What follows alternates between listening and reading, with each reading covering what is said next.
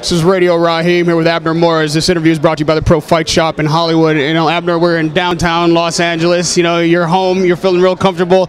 Let me take you back to the night that you stepped up to super middleweight. I'm sorry, we stepped up to super bantamweight. Because I think middleweight might be in your future the way you're climbing these divisions. And defeated one of your friends. You know, a guy that a lot was made of your relationship prior. I was surprised that you knocked him out and were able to stop him. I think a lot of the fans were too. Can you talk to me about that moment when you realized that you had the power to do it and were able to actually accomplish that? Well, I always thought that I knew I had the power, even at 122. Even though I went on a streak without knocking anyone out, I think of 3 or 4 fights. But I've always hurt my fighters. I've always knocked them down, always hurt them. So I knew I had the power. And now as I moved up, I felt stronger, I felt quicker, and I felt more power. So I knew I had a chance of knocking that Ponce out, but not the way I did. I think I surprised a lot of people, like you said. I surprised you and a lot of people out there. And that just lets you know of how tough we work and how much work we put in the gym. You guys were vigorous competitors. You both, you know, left everything in the ring, but you were friends before. Have you spoken to him after, and what's the relationship like now? Relationship is still good. I mean, we still talk. I saw him not too long ago at some fights, and he was sitting right behind me actually, and he went up to me and he said, "Abner, when are you gonna give me my rematch?" So all I told him was, you know, we'll see. You know, we'll talk to Oscar and we'll see what we can win or if we can make it happen. But for now, I mean, we're still good. We still talk, and it was just business. Now, speaking of a rematch, it doesn't seem like that's likely. Is that something that you really want, or are you looking to move forward? I'm really just looking forward to moving forward. Looking to facing different names, different fighters out there, and risking my undefeated record against top of physicians. I think Ponce de Leon, a great fighter, and I thank him for giving me the opportunity. But you know, I don't see it possible. But who knows? You never know in this sport. Now, you're going to fight Yanni Gonzalez. You know, he lost to Ponce. Is this kind of a fight to establish yourself now at this weight division, get comfortable, and then take on another more competitive opponent? Not at all. Not at all. Every opponent is tough. Johnny, I mean, styles make fights. I think Johnny had trouble with Ponce because of his weird, you know, come forward style. And I'm a different style than Ponce, so I don't know. I might not be as troubled as Ponce was to Johnny, and it'll probably be an interesting fight. And Johnny, I mean, experienced fighter. He's been world champion for a few times. I think he's been champion 2 or 3 times.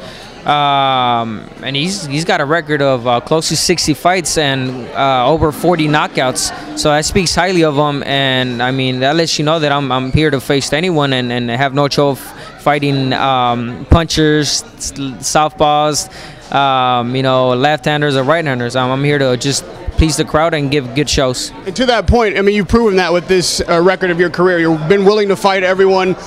You've got 3 titles in multiple weight divisions, yet there's other fighters on Golden Boy's roster who seem to get the fanfare and the publicity that you don't get. Why do you think that is?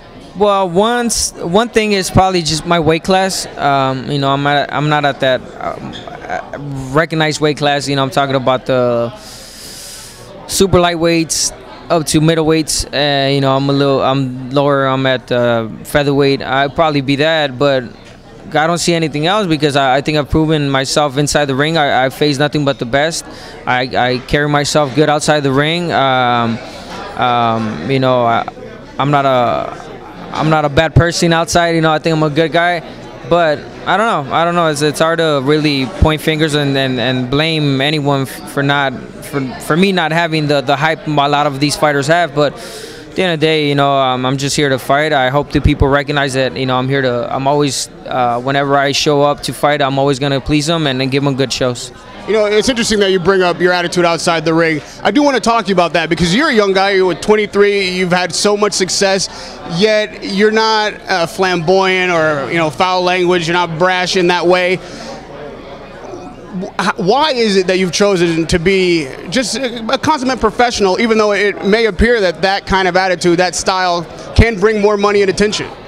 I mean, this is just the way I was raised, the way I was brought up. I mean, I come from a humble family of immigrants, 11 brothers and sisters, and my parents taught me better than that. So I can't just come out and be something or be someone I'm not. I am who I am. I'm a nice guy, I guess you could say. I'm a guy that doesn't talk trash, and whatever talking I do it inside the ring.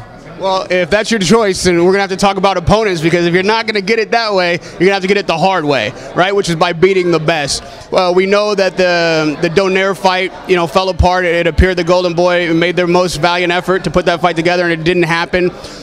You're on a card with Leo Santa Cruz, which is a possible another opponent. Given your druthers, give me like the next 2 or 3 opponents that you'd like to face that may be able to take you to that next level, make you a household name. Well, I can mention 2 right now on top of my head. One of them is Leo Santa Cruz, that's going to be on my undercard. The other one's Gary Russell Jr. That's been talked of probably, in the future fighting him as well. Those are 2, possible and definitely for sure names and opponents that I could think of. And good fights that people wouldn't mind seeing and paying for.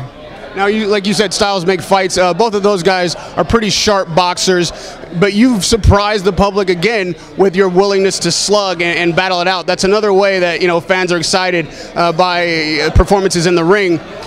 Are you in the gym working on your boxing skills? I mean, I'm talking longevity now. Are you looking to be an established boxer and that's your style, or are you going to go in there and slug? You know what? This last camp, or this camp, I'm focusing more on my power, on my physical power than anything. I think my boxing abilities, I have them, thank God, natural. So that, I mean, obviously we still work on a game plan for the fight, but because we have my conditioning coach and myself, we have plans of, who knows, maybe moving up to 130. So I want to go in there big. I want to go in there looking, feeling and looking strong. And again, it's going to be a tough fight, and I want to, if it comes down to having to manhandle Johnny or just lugging it out, I'm gonna have to do that, because Johnny's a well-schooled boxer, and we got to make it into a war if we have to. And if I could now, just to wrap up, ask you about the biggest fight on the Golden Boy card right now. Obviously, everyone's attention is on Mayweather and Canelo. He's a Mexican, you're a Mexican-American. How do you feel about that matchup? And what is the attention that Alvarez has gotten meant for you? Does that bleed over into the other Mexican and Mexican-American fighters? No, I mean, well, the Canelo fight is big already by itself. I mean, just Mayweather's name, and obviously Canelo's a big household name in Mexico, and that itself is taking a lot of eyes, a lot of attention to that fight, and than any other fight. But I have nothing against Canelo, nothing against anyone. I think that's going to be a terrific fight. God willing, everything goes well with me in my fight. I'll be in that card. I'll be supporting Canelo and Mayweather, boxing in general. And I mean, I have nothing against any of them. And if anything, I'm Mexican too. I was born in Mexico. So. You want to give me a prediction on that one? How do you think that fight's going to go? You know what? I have no prediction. I just think it's going to be a good fight. It's just I don't know how it's going to plan out. Mayweather's got everything, really. On paper, he was won already. But Canelo, he seems like a really mature fighter, and the way I look at him and see him at the press conference, he looks really confident that he's going to beat Mayweather. So that speaks a lot. And turning to a possible but highly unlikely super fight for you, if you were to be able to face Rigondeaux or Donaire, who do you think would be the toughest fight for you, and why? I think my toughest fight between them two will be Mikey Garcia, even though you didn't name him. All right, I'll let you get away with that one. Radio Rahim with Abner Mares.